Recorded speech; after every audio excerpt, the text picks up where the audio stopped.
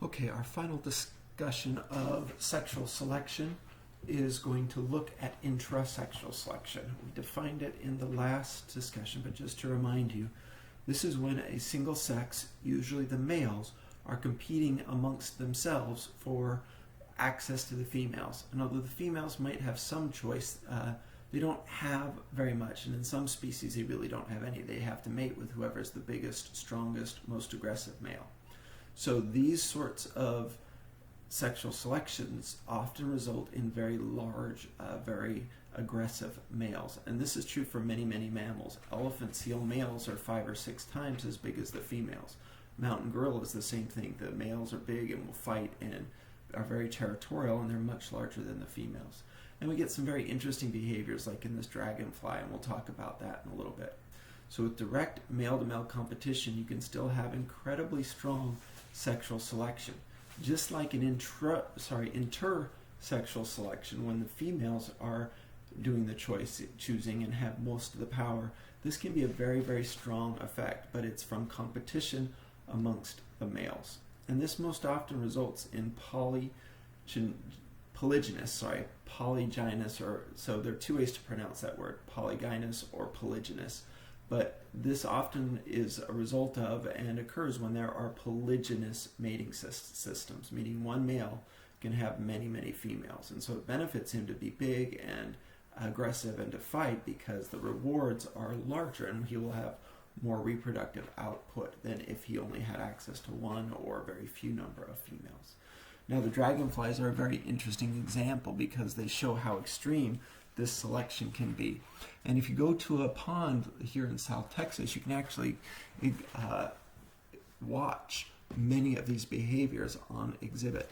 So when dragonflies are flying in tandem like this, that is the male in the front and the female in the back. And the male is brighter and a little bit has different behaviors, a little bit more aggressive. So he will find a female and grab onto her. He has claimed her. Now, before he did that, he put a little packet of sperm that is produced at the tip of his abdomen here, and he put it right here where his thorax and abdomen meet. The female, after they link together, will bend her abdomen around and pick up that sperm packet on the male reproductive tract. And there's a little structure there where the sperm packet is produced that is like a bottle brush. So as she's picking up the sperm packet, that little structure actually will enter her reproductive tract and wipe out any sperm that may have been there from a previous mating.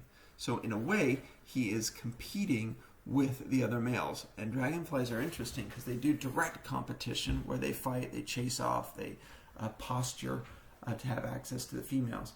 But they also have this kind of indirect competition where they will scoop out any sperm that were deposited by a previous mate. And so this is all sorts of interesting behavior amongst the males, and sometimes even avoidance behavior amongst the females has evolved in these systems. Now there are other species that do only indirect competition where there are examples of only indirect competition. So one of the classic examples is sneaker males. Now we talked about sneaker males and used the beetles as an example when we were looking at negative frequency dependent selection. And so the sneaker males do well as long as there aren't too many of them in the population. But once there begin to be too many because they're successful, then suddenly that causes them to have less success because they're competing with one another and there are proportionally fewer of the large wild type males to compete with. Now, that is negative frequency dependent selection, but this is also a good example of indirect competition among the males. So we'll look at the fish example here, but this applies to most sneaker male situations. This is a large male, and he's much bigger than the female and brightly colored, so we see signs of sexual selection. And he will dig out a little nest area and then very aggressively defend it so that other males can't get near. The females will see that, evaluate him and his nest, and if they like it, they will come in to mate. So here's a male mating with the female. Now, this one up here, highlighted, is actually also a male. He is a rarer form, a mutant form, that is small and colored like the female. So this male does not recognize this other individual as a rival. He thinks it's another female, and so he doesn't chase it off. So the male is now releasing his sperm along with a big strong male with that female, and some of those offspring will be his. So again, this can be a successful strategy up to a point. And this male is competing with this other male, but not directly by challenging him or fighting him or scaring him off. He's doing it indirectly by having this sneaker male behavior and phenotype. Okay? So be aware that there can be direct and indirect or some combination of the two when we have intrasexual selection. Now, there are all sorts of other strange behaviors that can evolve. Some of them are these sorts of things where after copulation, something will happen to the females. One of the most bizarre is sperm toxicity. And there's actually a question on worksheet 4 about this, and we talk about it in the guide to worksheet 4 also. But sperm toxicity evolves in situations where it's actually beneficial for the male to sabotage his mate's fitness. And it only works up to a certain point. So the idea is that if you are in a promiscuous system, and that's really the only type of mating system where this works, then there's a chance that your mate is going to have subsequent mates after you, and that she's going to have offspring that are sired by different males. And so in these systems, if a mutation pops up where males are poisoning their mates when they mate with them, there's actually toxicity in the sperm. That can actually be beneficial because she's able to lay one batch of eggs and his babies do okay. But then she sees a strong decrease in health and can't mate again. Now, obviously, this is not good for the female, so there's some antagonism in these systems.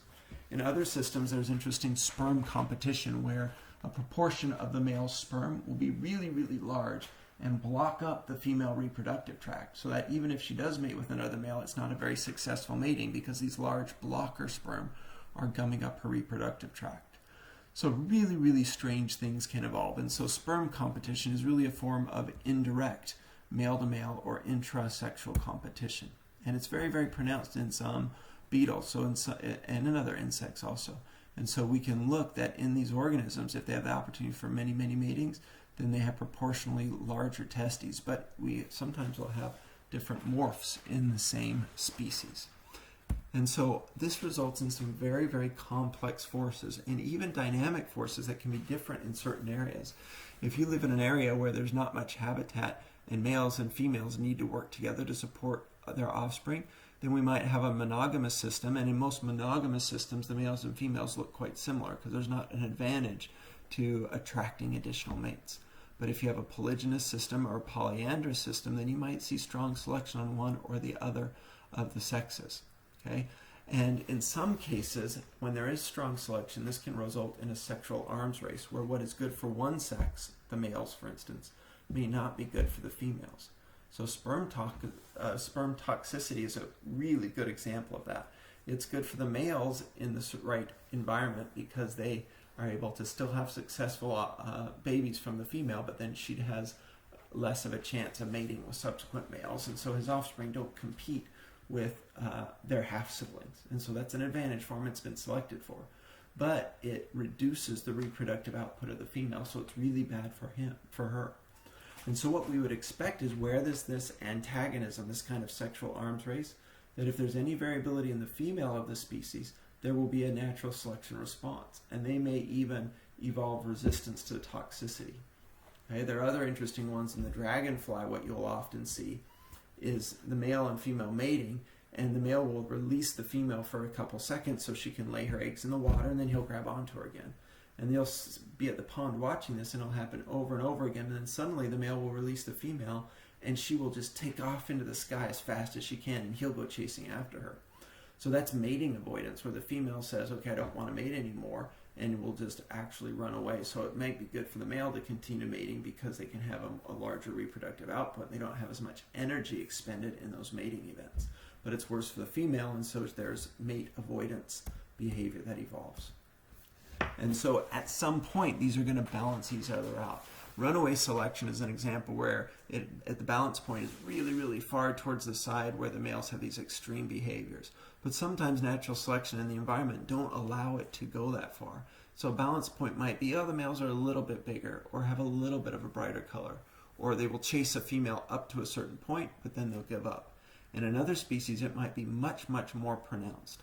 So this question really is needing to be answered on a species-by-species basis.